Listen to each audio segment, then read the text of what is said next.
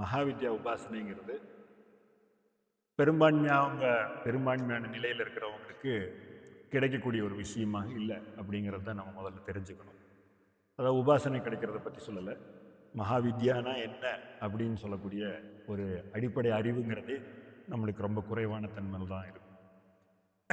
பொதுமக்கள் கிட்ட அதை பற்றி பேசுகிறதோ இல்லை பொதுவான மக்கள் வந்து அதை பற்றி ஒரு ஆன்மீகத்தில் இருக்கிறவங்க கூட அது சம்மந்தமான ஏதாவது ஒரு டிஸ்கஷன்ஸ் பண்ணுறதோ அது வந்து அவ்வளோ எளிதான ஒரு விஷயம் இல்லைன்னு சொல்லலாம். அதனால் அது நம்ம அது ரொம்ப பெருமையாக பேசிக்கும் பொழுது நம்ம என்ன சொல்லிக்கலாம், அரிது மானிடராய் பிறத்தல் அரிதுன்னு சொல்கிற மாதிரி முதல்ல ஆன்மீக விஷயத்துக்குள்ளே வரதே பெரிய விஷயம். அந்த ஆன்மீக விஷயத்துக்குள்ளே வந்ததுக்கப்புறம் நம்ம அதை வந்து உள்வாங்கிக்கிட்டு மகாவித்யா வரைக்கும் ஒரு விஷயங்கள் நம்ம காதில் கேட்குறதுங்கிறது அதை விட ஒரு பெரிய விஷயம். அதுக்கெல்லாம் வந்து நம்ம ஏதோ ஒரு விதத்தில் ஒரு தவம் பண்ணி இருந்திருக்கலாம் அப்படின்னெல்லாம் நம்ம சொல்லலாம்.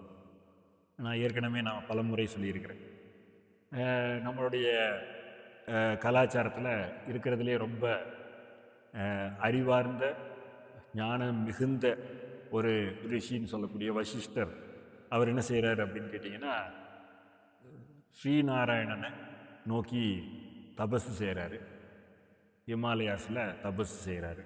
அந்த தபஸை பண்ணி அவருக்கு வந்து நாராயணன் காட்சி கொடுக்குறாரு. அப்போ நம்ம என்ன பண்ணுவோம், நம்ம அந்த நிலையில் இருந்தோம்னா நாராயணனே காட்சி கொடுத்துட்டார், இதுக்கு மேலே என்ன வேணும்னு நம்ம வாழ்க்கையில் முழுமையாயிடும். அப்போ அவர் வந்து நாராயணன் வந்து அவர்கிட்ட உனக்கு என்ன வரம் வேணும்னு கேட்கும் பொழுது வசிஷ்டர் சொல்கிறார், எனக்கு தேவி தரிசனம் தேவைப்படுது, அந்த தேவியை நான் எங்கே உபாசனை பண்ணணும்னு எனக்கு வழிகாட்டுங்கன்னு சொல்கிறார்.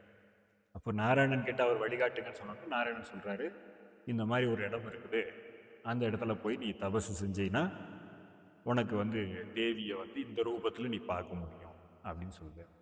அப்போ அதை வந்து ஃபஸ்ட்டு நாராயணனை நோக்கி தபசு செஞ்சு அந்த நாராயணன் கிட்டேருந்து தேவியோடைய உபாசனையை நேரடியாக வசிஷ்டர் வாங்கிட்டாருன்னு நம்ம பார்க்க முடியும். அப்போ அவர் அங்கிருந்து கிளம்பி அவர் சொன்ன இடமா இருக்கக்கூடிய அந்த காமாக்கியான்னு சொல்லக்கூடிய இடத்துக்கு வந்து அங்கே இருக்கக்கூடிய ஒரு குகையில் இருந்து தபசு செஞ்சு தாரா தேவியை அவர் விருப்பப்பட்ட நிலையில் அவர் வந்து உபாசனை செஞ்சு அவரும் அவங்களுடைய காட்சியை கிடச்சி அந்த வசிஷ்டர் வந்து எப்பொழுதுமே அந்த தாராதேவியோடு இருக்கார். அப்போ இதை எதுக்கு நான் உங்களுக்கு விளக்கம் சொல்கிறேன்னா, இயல்பாக எல்லாத்தினாலேயும் அந்த உபாசனையை எடுத்துக்க முடியுமா அப்படின்னா அதுக்கு ஒரு பின்புலம் இருந்ததுன்னா நல்லது அப்படிங்கிறது தான் அடிப்படை. அதுக்காக நம்ம பிறப்புலேயே எப்படி இருக்கணும், பிறப்புலேயே இந்த சூழலில் நீங்கள் பிறந்திருக்கணும் அப்படிங்கிறதெல்லாம் இல்லை. நம்மளுடைய மகாவித்யா உபாசனையை பொறுத்த வரைக்கும் ஆணாகட்டும் பெண்ணாகட்டும் இந்த மாதிரி எந்த வித்தியாசங்களும் கிடையாது, எல்லாருமே அந்த உபாசனைக்குள்ளே வரலாம். எளியோர்களாக இருக்கணும், ரொம்ப வந்து உயர்ந்தவர்களாக இருக்கணும், அந்த மாதிரியான தன்மைகள் எதுவும் வித்தியாசங்கள் இல்லை. இதை தேவியை பார்க்கணும், அம்மாவுடைய தரிசனம் நமக்கு வேணும் அப்படின்னு உள்ளார்ந்த எதிர்பார்ப்பு இருக்கக்கூடிய எந்த ஒரு மனிதனுக்குமே இந்த மகாவித்யா உபாசனைங்கிறது சாத்தியம் இருக்குது அப்படிங்கிறத நம்ம தெரிஞ்சுக்கலாம்.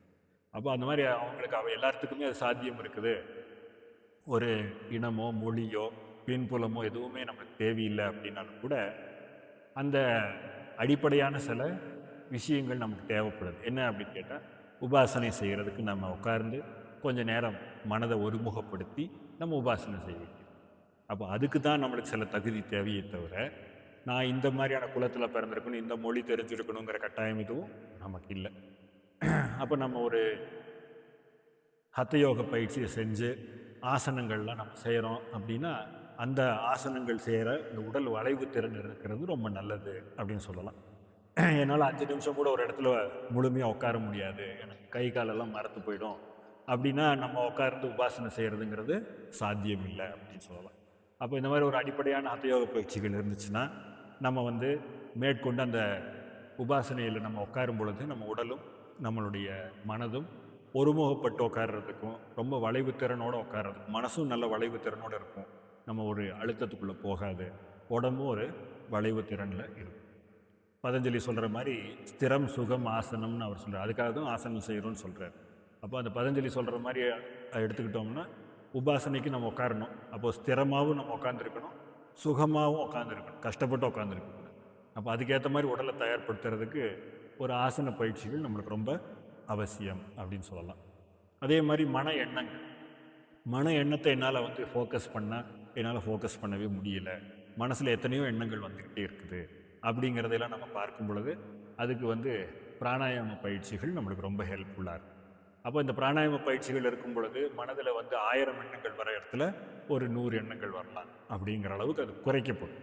அதனால் பிராணாயாமம் செய்கிறதுனால முற்றிலும் மனமே இல்லாமல் போயிடுங்கிற கண்டிஷன் எல்லாம் இல்லை. ஆனால் அதோடைய எண்ணிக்கையை செதறலாம் நம்ம என்ன செஞ்சிடலாம், குறைச்சிடலாம் அப்படின்னு சொல்லலாம். அப்போ உபாசனை செய்யும்போது கவனமாக மனக்குவிப்போடு நம்ம செய்யணுங்கும் போது பிராணாயாம பயிற்சிகள் நம்மளுக்கு ரொம்ப அவசியம். அப்போ ஒரு ஆசனம் பிராணாயாமம் இருந்ததுன்னா நம்ம உட்கார்ந்து ஒரு குறைஞ்சது ஒரு அரை மணி நேரத்துலேருந்து ஒரு 3/4 மணி நேரமாவது உட்காந்து உபாசனை செய்கிறதுக்கு நம்ம உடலும் மனதும் தயார் நிலையில் இருக்கும் அப்படிங்கிறத நம்ம தெரிஞ்சுக்கணும். அதுபோக அடிப்படையான சில விஷயங்களை நம்ம கடைபிடிக்கிறதுக்கு பயன்பாட்டுக்குள்ளே கொண்டு வர்றதுக்கு இந்த உபாசனைகள் இதெல்லாம் நம்மளுக்கு ரொம்ப அவசியம்னு சொல்லலாம். அப்போ இந்த உபாசனைகள் செய்கிறதுங்கிறது மகா யோகம்னு நம்ம ஏற்கனவே சொல்லியிருக்கோம். யோகத்திலேயே உயர்ந்த யோகம். அப்போ அதுக்கு சில அடிப்படை யோகங்களாக இருக்கக்கூடிய இந்த ராஜயோகமும் இதெல்லாம் அதுக்கு ஒரு சப்போர்ட்டிவாக இருக்கும் அப்படின்னு சொல்லலாம். இல்லை இயல்பாகவே என்னால் ஒரு அரை மணி நேரம் 3/4 மணி நேரம் மனக்குவிப்போட ஒரு இடத்துல உட்காந்து என்னால் செய்ய முடியும், எனக்கு அத்தயோகம் தெரியாது, எனக்கு பிராணாயாமம் தெரியாது, இருந்தாலும் என்னால் இப்படி உட்கார்றதுக்கு சாத்தியம் இருக்குது அப்படின்னு நீங்கள் நினச்சிங்கன்னா நீங்கள் தாராளமாக உபாசனைக்குள்ளே நீங்கள் வரலாம் அப்படிங்கிறத நம்ம தெரிஞ்சுக்கணும். இது வந்து நம்மளுடைய வாழ்க்கை முறை எல்லாத்துக்குமே இது அடிப்படையாக இருக்கக்கூடிய விஷயங்கள் தான். நம்மளுடைய உணவு பழக்கமோ நம்மளுடைய வாழ்வியலுடைய முறைகளோ இது மாதிரியான யோக பயிற்சிகளோ ஏதோ ஒரு விஷயங்கள் வந்து நம்மளை என்ன செஞ்சுக்கிட்டே இருக்குங்க. எனக்கு ரொம்ப எளிமையான வாழ்க்கை முறைக்குள்ளே இருக்கிறேன், ஒரே மாதிரியான ஒரு எளிமையான சாத்வீக உணவு சாப்பிட்டுட்டு இருக்கிறேன் அப்படிங்கும்போது என் உடம்புல எந்த விதமான பிரச்சனைகளும் வரப்போகிறது இல்லை. அப்போ நான் மனதை குவிச்சு என்னால் உபாசனை செய்ய முடியும். என்னுடைய உடல் ஆரோக்கியமான தன்மைக்குள்ளே இருக்குது, எனக்கு எந்த விதமான பிரச்சனைகளும் இல்லை அப்படின்னு. ஏன்னா எனக்கு உடலில் நோய்கள் இருக்குது அப்படிங்கிற பட்சத்தில் நான் மனதை குவிச்சு உபாசனை செய்கிறதுங்கிறது ஒரு பெரிய சவாலான விஷயமா இருக்கும். அப்போ இதெல்லாம் வந்து தாண்டி எனக்கு உடலை மேம்பாடு செய்கிறதுக்கு அத்த யோகம் பிராணாயாமம் மாதிரியான சில அடிப்படை எளிமையான யோக பயிற்சிகள் இருந்ததுன்னா நான் உடலையும் மனதையும் நல்ல ஒரு தெளிவான விஷயங்களில் வச்சுக்க முடியும். அப்போ தான் அந்த உபாசனைங்கிறது எனக்கு சாத்தியம் இருக்கும். அப்போ எதுக்குன்னா இப்போ ஒரு உபாசனைங்கிறத நான் ஏற்கனவே சொன்னேன், நம்ம தேவியோட இருக்கக்கூடிய ஒரு விஷயம். அப்போ அந்த தேவியோடு இருக்கக்கூடிய அந்த ஒரு விஷயத்துக்கு நம்ம வந்து அடிப்படையாக நம்ம தெரிஞ்சிக்க வேண்டிய ஒரு விஷயம் என்னென்னா, நம்ம வந்து ஒரு உறவினரையே நம்ம வீட்டுக்கு கூட்டிகிட்டு வரோம் அப்படின்னா அவங்க உட்கார்றதுக்கான ஒரு இடத்தை தயார்படுத்துகிறோம்னா அந்த இடம் எவ்வளவு சுத்தமாக இருக்கணும், அந்த இடம் வந்து எப்படிப்பட்ட ஒரு மேம்பட்ட தன்மையில் இருக்கணும்னு நம்ம எதிர்பார்ப்போமோ அந்த அளவுக்கு ஒரு குறைஞ்சபட்சமான எதிர்பார்ப்பு இருந்தாலே கூட இந்த தேவி நமக்குள்ளே உட்கார்ந்து அந்த உபாசனைங்கிற தன்மைக்குள்ளே நமக்குள்ளே உட்கார போகிறாங்க அப்படின்னா அந்த உள்ளே இருக்கக்கூடிய நம்மளுடைய உள்நிலையை நம்ம எவ்வளவு நல்ல நிலையில் வச்சுருக்கணும் அப்படிங்கிறது தான் இங்கே நோக்கமாக நம்ம பார்க்கணும். அதனால் இந்த உபாசனை அப்படிங்கிறது எல்லாத்துக்குமானது தான். அதுக்கு நம்மளுடைய உடலும் மனதும் தயார்படுத்துறது ரொம்ப அவசியம் அப்படின்னு சொல்லலாம். அதனால் நம்ம உபாசனையை பற்றி சொல்லும் பொழுது பல்வேறு வகையான கேள்விகள் வந்துருக்கு. அதனால் அந்த கேள்விகளுக்காக புரிய வைக்கிறக்காக தான் இதெல்லாம் நான் உங்களுக்கு விளக்கிக்கிட்டு இருக்கிறேன். அதில் முக்கியமான ஒரு கேள்வி என்ன அப்படின்னு கேட்டால், இந்த உபாசனை அப்படிங்கிறது இதை பற்றி நீங்கள் வந்து முதல்ல அவ்வளவு வெளிப்படையாக சொல்ல மாட்டீங்க, இப்போ ஏன் இந்த உபாசனையை பற்றி வெளியில் சொல்கிறீங்கிறது ஒரு முக்கியமான கேள்வியாக இருக்குது. அதுக்கு நான் வந்து பதில் சொல்ல விரும்புகிறேன். அதுக்கு முக்கியமான காரணம் என்ன அப்படின்னு நம்ம பார்க்கும் பொழுது, இப்போவும் வந்து உபாசனைகளை எல்லாத்துக்கும் கொடுக்கணும் அப்படிங்கிற ஒரு நோக்கம் எனக்கு இருக்குதா அப்படின்னு கேட்டால், தனிப்பட்ட எண்ணியை கேட்டிங்கன்னா நான் என்ன சொல்லுவேன் அப்படின்னா, உபாசனைகள்ங்கிறது எல்லாத்துக்கும் கொடுக்க வேண்டிய அவசியம் இல்லை அப்படிங்கிற லெவலில் தான் நான் திரும்பவும் பேசுவேன். அதுக்கு காரணம் என்ன அப்படின்னு கேட்டால், அது வந்து அந்த தேவி மேலே இருக்கக்கூடிய ஒரு பரிபூர்ணமான அன்பு அப்படிங்கிறத நம்ம சொல்லலாம். அவங்கள வந்து நம்மளுடைய தாயாக இருக்கிறாங்க அப்படிங்கிறத தாண்டி எல்லாமாவும் அவங்க இருக்கும் பொழுது அவங்கள எப்படி நம்ம இன்னொருத்தங்க கிட்ட பகிர்ந்துக்க முடியும், அவங்களுடைய விஷயங்கள் இன்னொருத்தங்களுக்கு கொடுத்தா அவங்க அதை சரிவர நிர்வகிப்பாங்களா, அவங்க மரியாதை குறைவாக தாயோடைய தன்மை ஏதாவது செயல்படுத்திட்டா என்ன செய்கிறது, இது மாதிரியான ஒரு என்ன சொல்லலாம், ஒரு மனித நிலையில் இருக்கக்கூடிய ஒரு எதிர்பார்ப்புனாலேயே நான் பெரும்பான்மையாக அந்த உபாசனைகளை பற்றி எல்லாத்துக்கும் வந்து பகிர்ந்துக்கிறது இல்லை. அப்போ அவங்க வந்து ஏதோ ஒரு விதத்தில் தாயை வந்து இல்லை தேவியை வந்து சரியான முறையில் பயன்படுத்தாமல், சரி இது உபாசனை ஏதோ கொடுக்குறாங்க போல் இருக்குன்னு ஒரு கோவில் பிரசாதம் மாதிரி வாங்கிட்டு போயிட்டு அதை வந்து பாதி சாப்பிட்டு பாதி கொட்டுற மாதிரியான ஒரு தன்மை நிறைய பேர் செய்கிறாங்க இல்லையா? அது மாதிரி செஞ்சிடக்கூடாதுங்கிற ஒரு பயம்தான் எனக்கு. அதனாலேயே பெரும்பான்மையான ஆட்களுக்கு உபாசனைகள் பற்றி கேட்கும் பொழுது நான் வந்து தனிப்பட்ட என்னுடைய உணர்வுனால நான் என்ன சொல்லிடுவேன், அதெல்லாம் அவசியம் இல்லை, வேண்டாம், உங்களுக்கு அதெல்லாம் தேவையில்லைன்னு சொல்லிடுவேன். இது வந்து நம்ம பெரும்பான்மையாக பல காலமாக செஞ்சுக்கிட்டு இருந்த வேலைகள்.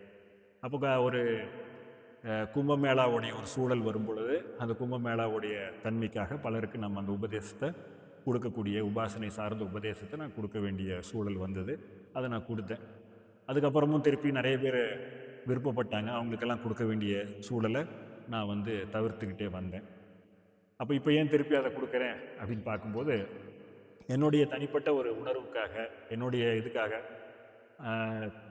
மகாவித்யாவை சில பேர் சரியாக அனுசரிக்காமல் போயிட்டாங்கன்னா என்ன பண்ணுறதுங்கிற சிந்தனையெல்லாம் என்னுடைய அறிவுக்குள்ளே இருந்தாலும், தேவி கருணை மிகுந்தவங்களாக இருக்கிறாங்க அப்படிங்கிறது தான் பார்க்க வேண்டியிருக்கு. அவங்க என்கிட்ட வந்து என்னுடைய சுயநலத்தை தாண்டி பார்க்க சொன்ன விஷயம் என்ன அப்படின்னு கேட்டால், எத்தனையோ பேர் வந்து ஸ்ரீவித்யா உபாசனைன்னு சொல்லி மகாவித்யா உபாசனைன்னு சொல்லி ஆயிரக்கணக்கான பேர்த்த தவறான பாதையில் வழி நடத்திக்கிட்டு இருக்கிறாங்க அப்படிங்கிறத எனக்கு சுட்டி காட்டி அவங்க என்ன சொன்னாங்க, இத்தனை பேருக்கு வந்து உபாசனை செய்ய வேண்டிய அவசியங்கள் அவங்கெல்லாம் வந்து விருப்பப்பட்டு அந்த ஒரு பரிசுத்தமான விருப்பத்தோடு அவங்க போகக்கூடிய இடமெல்லாம் அவங்களுக்கு கிடைக்கக்கூடிய விஷயங்கள் எல்லாமும் ஒரு அவங்களுடைய உபாசனையையும் அவங்களுடைய பக்தியையும் பூர்த்தி செய்கிற தன்மையில் இல்லாமல் அவங்கள அறியாமைக்குள்ளே வழி நடத்துகிற மாதிரியான சூழல் இருக்குது அப்படிங்கிறத எனக்கு சுட்டி காட்டினாங்க. அதை காட்டினதுக்கப்புறம் சொன்னாங்க, இது உன்னுடைய தனிப்பட்ட அறிவுனால உன்னுடைய உணர்வுனால நீ வந்து இதை தடை செஞ்சுக்கிட்டு இருக்கிற. அப்போது நீ வந்து அந்த மாதிரி அறியாமையில் எல்லாரும் போய் தேவியின் காரணமாக அறியாமையில் போய் விழுகிறவங்களுக்கு நீ என்ன மாற்று வச்சிருக்கிற அப்படின்னு என்கிட்ட கேட்டாங்க. அப்போ அந்த ஒரு கேள்வியை யோசித்து பார்க்கும்போது நம்ம கண்டிப்பாக வந்து என்னுடைய தனிப்பட்ட ஒரு ஆர்வத்தினாலையும் இல்லை என்னுடைய உணர்வுனாலையும் இது வந்து என்னுடைய தேவி எங்கூட தான் இருக்கணும், இவங்கெல்லாம் சரியாக இருக்க மாட்டாங்க அப்படின்னு இன்னொருத்தவங்களை துவேஷமாக பார்க்குற தன்மைகளை விட்டுட்டு அறியாமையில் போகக்கூடிய ஆயிரக்கணக்கான பேர்த்துக்கு நம்ம வந்து செய்ய வேண்டிய விஷயங்கள் நிறைய இருக்குதுங்கிறத தேவி எனக்கு உணர்த்தினதுனால தான் நம்ம வந்து அதை எல்லாத்துக்கும் திறந்த வெளியில் பேச வேண்டிய அவசியம் வருது. இப்போ எத்தனையோ பேரை வந்து அறியாமையான பாதைக்குள்ளே போய் இருளில் மூழ்கிறதுக்கு பதிலாக இந்த தேவிங்கிறவங்க இங்கே இருக்கிறாங்க, அவங்களுக்கு நம்ம உபாசனைங்கிற தன்மை மூலமாக இந்த மகாவித்யா உபாசனை உங்களுக்கு வந்து கிடைக்கும் அப்படின்னு ஒரு சின்ன ஒரு ஒளியை நம்ம காட்டுறோம். அது அந்த இருளில் இருக்கிறவங்களுக்கு இது ஒரு வழிகாட்டியாக இருக்கணும் அப்படிங்கிறது அது தேவியோடைய ஆசீர்வாதத்தினால இதை நம்ம வெளியில் சொல்ல வேண்டியிருக்கு. அதனால் திரும்பவும் என்னுடைய தனிப்பட்ட விஷயமாக கேட்கும் பொழுது நான் இன்னும் அந்த ஒரு முழுமையான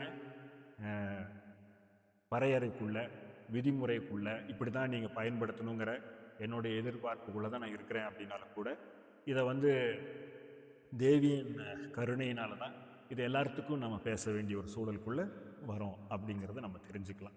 அதனால் மகாவித்யா உபாசனை அப்படிங்கிறத எல்லாத்துக்கும் கொடுக்கணுங்கிறது என்னுடைய விருப்பமானு கேட்டால் இல்லைன்னு தான் நான் இப்போவும் சொல்லுவேன். எதிர்காலத்துலேயும் தகுதியானவங்களுக்கு கொடுக்கறது தான் சரி அப்படின்னு சொல்லுவேன். தேவி என்கிட்ட கேட்குறதெல்லாம் கருணை மிகுந்த விஷயம் அப்படிங்கிறது சரியா, தகுதி மிகுந்த விஷயங்கிறது சரியா அப்படின்னு என்கிட்ட அவங்க ஒரு கருத்துக்களை பகிர்ந்துக்கும் பொழுது வேறு வழி இல்லாமல் கருணை மிகுந்த விஷயம்தான் சரி அப்படிங்கிற தேர்வுக்குள்ளே நம்ம போக வேண்டி இருக்குது. அதனால் அந்த கருணை மிகுந்த ஒரு ஆசீர்வாதம் தேவியோடு இருக்கிறதுனால தான் அந்த உபாசனையை பற்றி நம்ம இப்போது பேசிக்கிட்டு இருக்கிறோம் அப்படிங்கிறத நம்ம தெரிஞ்சுக்கலாம். அதனால் இதை வந்து முன்னெடுத்துக்கிட்டு போகிறதுக்கு முன்னாடி இப்போ நம்மளுடைய வழியில் பயணிக்கிறவங்க, நம்மளுடைய பிரணவ பீடத்துடைய வழியில் பயணிக்கிறவங்க எல்லாத்தையும் அவங்களுக்கு தெரியாமலேயே அவங்களுடைய அடிப்படையான விஷயங்களுக்குள்ள அவங்களுக்கு புரியாமலேயே அவங்களுக்கு மகாவித்யா தீட்சையை வந்து எதிர்காலத்தில் கொடுக்க வேண்டிய அவசியம் வரலாங்கிறதுனால அவங்களுக்கு அறியாமலேயே அவங்கள தயார்படுத்திக்கிட்டு வந்தோம் அப்படின்னு சொல்லலாம். அப்புறம் நம்மளுடைய பிரணவ பீடம் சார்ந்த நம்மளுடைய வழி வரக்கூடியவங்களுக்கு நம்ம மகாவித்யா தீட்சை கொடுக்கறதுங்கிறது எளிது. ஏன்னா அவங்கள எளிமையாக அதை புரிஞ்சுக்கிட்டு அதை வந்து செயல்படுத்திடலாம். ஆனால் இது சார்ந்து இல்லாமல் நம்ம பொது வெளியிலிருந்து வரவங்களுக்கு இந்த மகாவித்யா தீட்சையை உடனடியாக கொடுக்க முடியுமானா அதில் நிறைய நடைமுறை விஷயங்கள் இருக்குது. இப்போ நம்ம வழியில் பல வருடங்களாக பயணிச்சுக்கிட்டு இருக்கிற நிறைய பேர்த்துக்கே நம்ம என்ன சொல்லியிருக்கிறோம், மகாவித்யா தீட்சை வாங்குறதுக்கு இன்னும் நீங்கள் வெயிட் பண்ண வேண்டி இருக்குதுன்னு சொல்லியிருக்கிறோம். அப்படி இருக்கும்போது ஒரு பொது வெளியிலேருந்து ஒருத்தர் வரவங்க அவங்கள மாதிரியே பல வருடங்கள் நம்ம கூட பயணிக்கணுங்கிற அவசியம் இருக்குதான்னு பார்த்தா இப்போதைக்கு அதுக்கான ஒரு செயல்பாட்டுக்குள்ளே நம்ம போகலாம். அதனால் வரக்கூடிய மாதங்களில் ஒரு ஜூன் மாதத்தில் ஒரு 5 நாட்கள் இருந்து பயிற்சி செய்யக்கூடிய ஒரு தியான முகாமை வந்து நம்ம செயல்படுத்த போகிறோம். அந்த செயல்பாட்டு நிலை எதுக்கு அப்படின்னு கேட்டிங்கன்னா, இந்த உபாசனைக்குள்ளே போகிறதுக்கு முன்னாடி நம்மளை தகுதிப்படுத்திக்கிறதுக்கான ஒரு விஷயம்னு சொல்லலாம். அதில் நம்ம வந்து செயல்பட முடியுதா, அது நம்மளுக்கு சௌகரியமாக இருக்குதா, இதையெல்லாம் நம்ம வந்து கவனப்படுத்திக்கிட்டு அதுக்கப்புறம் நம்ம வந்து அந்த விஷயங்கள் நம்மளுக்கு அமைப்பாகவும் நம்ம வாழ்க்கைக்குள்ளே போகிற மாதிரி இருக்குது, நம்ம அதை வந்து சரிவர பயன்படுத்த முடியுது, அது போக நமக்குள்ளே அது உணர்வுபூர்வமாக போகுது அப்படிங்கிறத பரிசோதனை பண்ணி பார்க்குறதுக்கும் அறிவுபூர்வமாக தெரிஞ்சுக்கிறதுக்குமான ஒரு முகாமாக அதை நம்ம செய்கிறோம். அப்போ நம்மளை தயார்படுத்திக்கிட்டு நம்மளை செயல்படுத்துறதுக்கு ஒரு வாய்ப்பாக பண்ணுறோம். அதனால் இது பொதுவாக நிலையிலிருந்து வரக்கூடியவங்களுக்கும் சரி, நம்மளுடைய வழியில் இருக்கக்கூடிய மாணவர்களுக்கும் சரி, அது வந்து உபாசனைக்குள்ளே போகிறவங்களுக்கு அது ஒரு வகையில் ஒரு தேர்வாக இருக்கும். அதில் அவங்களுக்குள்ளே செயல்படுத்திக்கிட்டு அவங்களுக்கு அது வந்து சப்போர்ட்டிவாக இருந்துச்சுன்னா அவங்க மேற்கொண்டு அந்த உபாசனைக்குள்ளே வர்றதுக்கு அவங்கள தகுதிப்படுத்திக்கலாம். அதனால் இந்த ஜூன் மாதத்தில் நம்ம அதை தெரிஞ்சுக்கிட்டு அது மாதிரி நம்மளை தகுதிப்படுத்துறதுன்னா என்ன, இதுக்காக ஒரு போட்டி தேர்வோ அதெல்லாம் நம்ம வைக்க போகிறது. நம்ம அந்த கால நிலையில் அந்த ஒரு நாள் ஃபுல்லாக தேவியோடைய செயல்பாட்டுக்குள்ளே நம்ம இருக்கிறதுக்கு நம்மளுடைய மனதும் நம்மளுடைய உடலும் தயாராக இருக்குதா அப்படிங்கிறத நம்ம கொடுக்கக்கூடிய சில பயிற்சிகள் மூலமாகவும் நம்ம செய்யக்கூடிய சில தியானங்கள் மூலமாகவும் அதை முயற்சி செஞ்சு பார்க்க போகிறோம். இப்போ அதை முயற்சி செஞ்சு பார்க்கும் பொழுது அது நம்மளுக்கு கம்ஃபர்டபுளாக இருக்குது, நம்மளுடைய லைஃப்பில் இதை செஞ்சிட முடியுங்கிற ஒரு நம்பிக்கை உங்களுக்குள்ளே பிறந்ததுன்னா நீங்கள் தாராளமாக அந்த உபாசனைக்குள்ளே வரலாம். அதில் எடுத்த உடனே உபாசனைக்குள்ளே வந்து அது உங்களுக்கு உங்களுடைய செயல்நிலைக்கு ரொம்ப அதிகமாக இருந்துச்சு அப்படின்னா அது உங்களுக்கும் சிரமமாக இருக்கும், எனக்கும் சிரமமாக இருக்கும். அதனால் உங்களையும் என்னையும் இணைக்கிறதுக்கான ஒரு பாலமாக அந்த ஒரு தியான முகாம் இருக்கிறதுக்கு சாத்தியம் இருக்குது. அந்த தியான முகாமில் அதை நம்ம செயல்படுத்திட்டு அதுக்கப்புறம் வரக்கூடிய காலத்தில் அந்த உபாசனையை பற்றி நம்ம தாராளமாக